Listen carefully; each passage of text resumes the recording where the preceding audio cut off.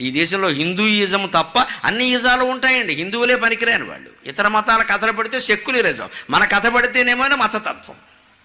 మనం ఒక్కడమే మతానికి కట్టుబడి వాళ్ళు, మరి వాళ్ళు ఎవరికి లేవు ఇక్కడ. ఒకవాడు ఇది పడితే మళ్ళీ సమానంగా వాళ్ళని పడ్డారు. ఎందుకు పడతారండి? 80% జనాభా ఉన్న హిందువుల కథలే, హిందువుల పురాణాలే పాఠాలుగా ఉంటాయి. పెట్టుకుంటే రేషియో ప్రకారం పెట్టుకోండి, మాకు అభ్యంతరం లేదు. ఇతర మతాల కథలు నిష్పత్తి ప్రకారం పెట్టుకోండి. మా కథలు 10 ఉంటే వారి కథ 1 ఉండాలి, పెట్టుకోండి. సమానం ఎలా అంటారండి? అర్థం లేని మాట. 3 మతాలు సమానం కాదండి. హిందువుల జనాభా 80% మోర్ దాన్ 130 కోట్ల 100 కోట్ల పైన మనం ఉన్నామమ్మా, మన మాట చెల్లి తీరవలసిందే. నాకేం మొహమాట లేదు. అలా హిందువులు హిందుత్వం కోసమే పోరాడవలసిందే. 80% జనాభా ఉంటాం, మన మాట చెల్లదా?